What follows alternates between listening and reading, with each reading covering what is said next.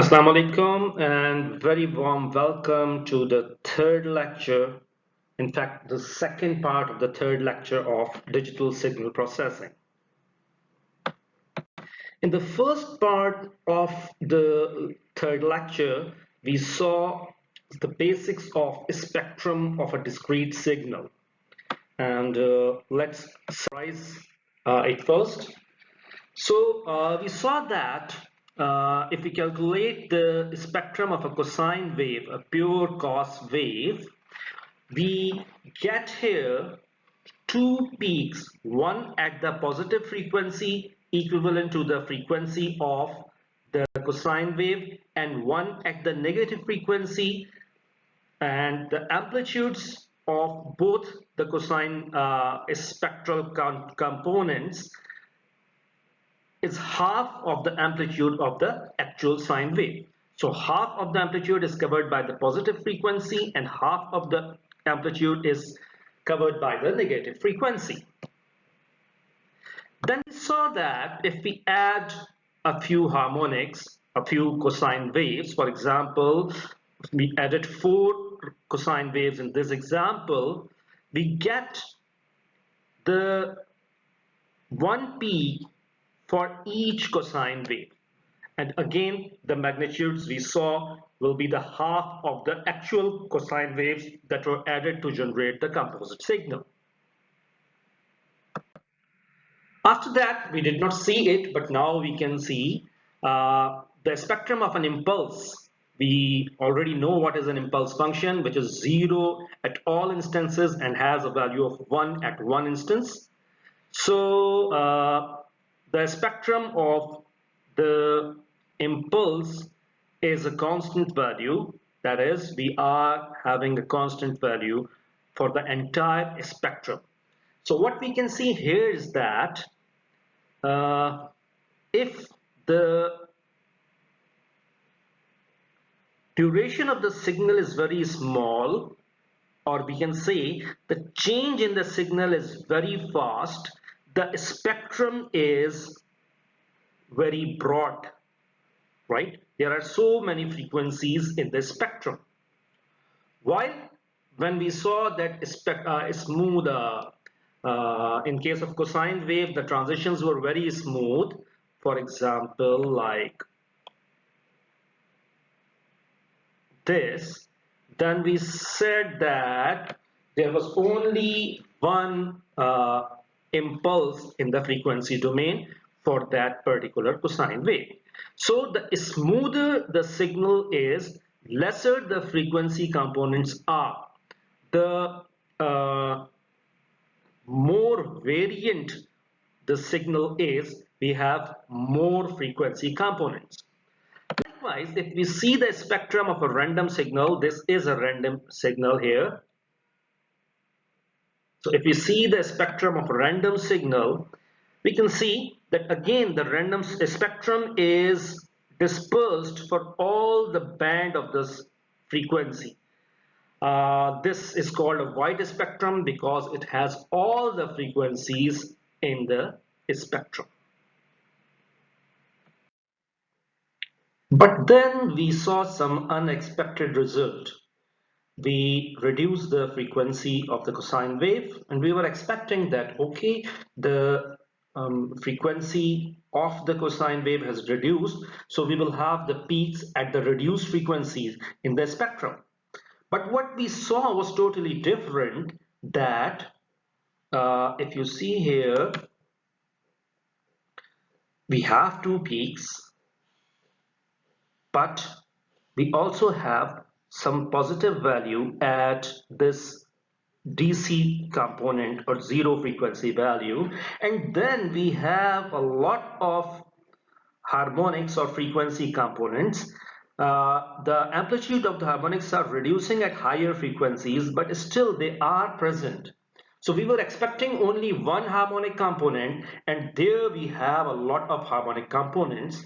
So this is something interesting or intriguing, and we have to find out the result of, not result, we have to find out the reason due to which we are not getting single impulse. Rather, we have got a series of impulses at different frequencies in the frequency spectrum. So let's see how we analyze and process digital signals or discrete signals using their spectra, and how Fourier transforms are useful in this regard. Okay तो अगर आपने पिछली class में हमने जो codes use किए थे उनको गौर से देखा हो, डिटेल लुक दी हो उनको, सो आपने देखा होगा कि हमने ट्रांसफॉर्म कैलकुलेट करने के लिए जो फंक्शन यूज किया था, जो कमांड यूज की थी, that was FFT. Now the question is, what is FFT? So actually it stands for fast Fourier transform, and definitely you are thinking that, oh my god, another transform. So what's the answer? Let Mr. Einstein decide it. So it's not. So fast Fourier transform is not another transform. Oh, name has a transform in it, yet it is not another transform. Then the question is, what is it?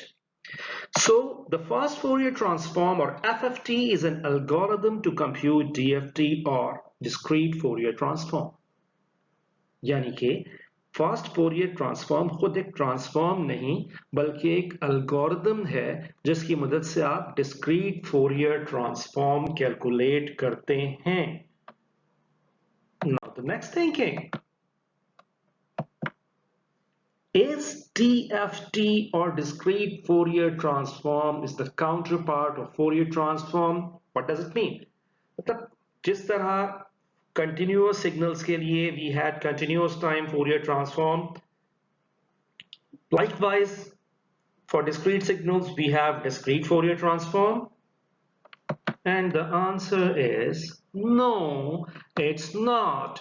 And I know what you are thinking. This is, it looks like Hassan. This is the rest of the class, but rest of the class is always like this, whether I am discussing a simple topic or a difficult topic. Nobody is ever happy with me. And this is, who is he? Probably Mr. Azwar Ali Agha is very much anxious right now, and he is asking, what is DFT? What is DFT? And what is FFT? Okay, don't worry, बताता हूँ, थोड़ा सब्र. But ये देख लें कि इस class में भी अली जौहर साहब क्लास में मौजूद नहीं थे. सो अली जौहर साहब, ऑनलाइन क्लासेस तो अटेंड कर लो. So what is FFT and how it is different from DFT, and then how DFT is not the counterpart of DTFT? So many questions we have. So let's try to answer these questions one by one. तो पहली चीज तो ये है कि FFT is कोई अलग से कोई नया ट्रांसफॉर्म नहीं है. This is an algorithm that utilizes or capitalizes on some properties of DFT, जिसकी वजह से जो number of computations हैं वो reduce हो जाती हैं. यानी DFT कैलकुलेट करने के लिए आपको जितने additions और multiplications करने पड़ते हैं, अगर आप FFT का algorithm लगाएंगे तो आपको कम कंप्यूटेशन करनी पड़ेगी, और कम कंप्यूटेशन करने की वजह से आपका जो सिस्टम है वो फास्ट हो जाएगा, and that's why it is called fast Fourier transform. So FFT is not a new transform, it is just a fast algorithmic implementation of discrete Fourier transform. Okay, before moving further in the details of calculating DFT and calculating DTFT and analyzing and processing digital signals, let's have what do you say, bird's eye views of the Fourier transform and its different types. The first is continuous time Fourier transform, and we studied this transform in detail in the course of signals and systems. We will again have a review of continuous time Fourier transform in the next class so that we can understand, we can generate the link between continuous time signals and discrete time signals. Here we have a quick overview. This is the analysis equation of Fourier transform. The important thing here you need to understand or you need to recall is that this frequency omega is a continuous function. Okay, and this time is also a continuous function. So when we apply Fourier transform on continuous time signals, the spectrum is also continuous. So Fourier transform is used to analytically obtain the spectrum of continuous time signals,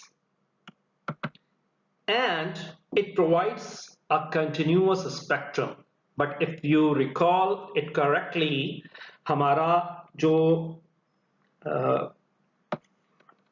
variable है वो तो continuous ही होता है definitely, but when we when we calculate or obtain the Fourier transform of a aperiodic signal, the spectrum is continuous. But when we obtain the Fourier transform of a periodic signal, the result is what do you say, discrete.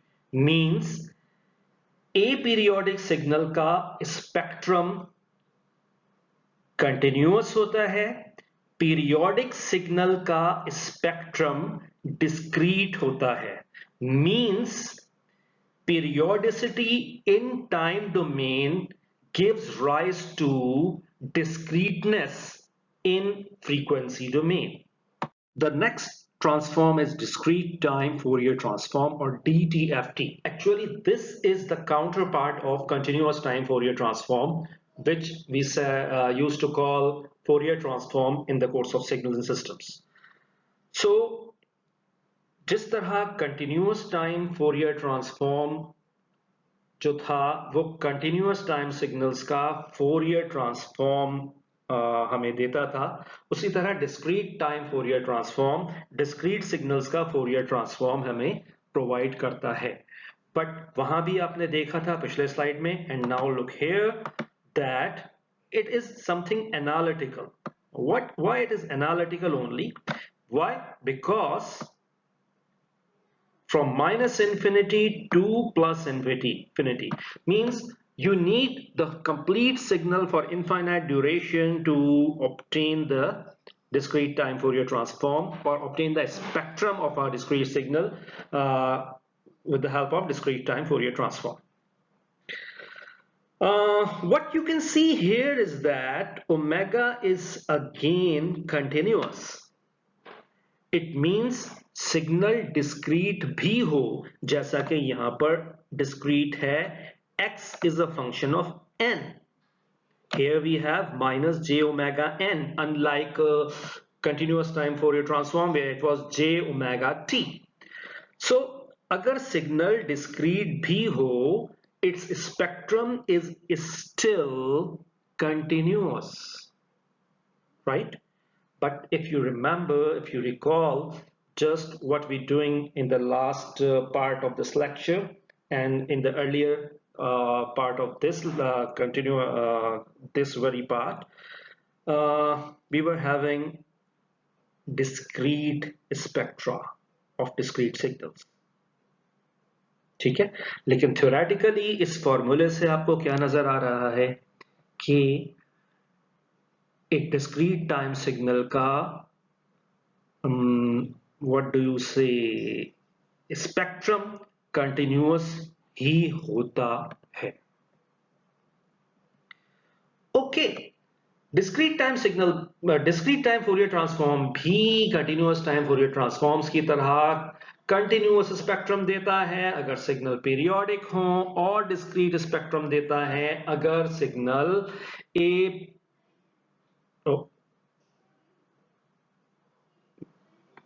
continuous spectrum of a periodic signal, discrete spectrum for aperiodic signals. I am sorry, ये मैंने उल्टा लिख दिया है. Continuous spectrum मिलता है जब हमारा aperiodic signal होता है, और discrete spectrum होता है जब हमारा periodic signal होता है. जो मैंने पिछली स्लाइड में बात की थी वो मैं रिपीट करता हूं. Periodicity in time domain is introducing discreteness in frequency domain. Then we have discrete Fourier transform or DFT. जैसा कि हमने पहले कहा था, it is not the counterpart of CTFT. Actually, DTFT was the counterpart of CTFT. CTFT भी analytical था, जो कि माइनस इंफिनिटी से प्लस इंफिनिटी तक इंटीग्रेट हो रहा था. अब DTFT भी एनालिटिकल था, जो माइनस इंफिनिटी से प्लस इंफिनिटी तक इंटीग्रेट हो रहा था. CTFT भी हमें कंटिन्यूअस स्पेक्ट्रम दे रहा था, DTFT भी हमें कंटिन्यूअस स्पेक्ट्रम दे रहा था. यानी कंटिन्यूअस सिग्नल का स्पेक्ट्रम भी कंटिन्यूअस है और डिस्क्रीट सिग्नल का स्पेक्ट्रम भी कंटिन्यूअस है, सिवाय इसके कि सिग्नल पीरियोडिक हो. अगर सिग्नल पीरियोडिक है तो उसका स्पेक्ट्रम डिस्क्रीट हो जाता है, चाहे वो कंटिन्यूअस पीरियोडिक सिग्नल हो, चाहे वो डिस्क्रीट पीरियोडिक सिग्नल हो. और इससे एक बार फिर मैं बता रहा हूं, एक बार फिर रिपीट कर रहा हूं, periodicity in time domain is incorporating some discreteness in frequency domain. अब अगर हम DFT या डिस्क्रीट फोरियर ट्रांसफॉर्म के फॉर्मूले पर एक नजर डालें, this is the formula for DTFT, sorry, DFT.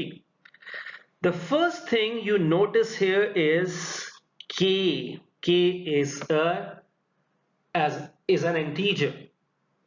So DFT is a discrete spectrum.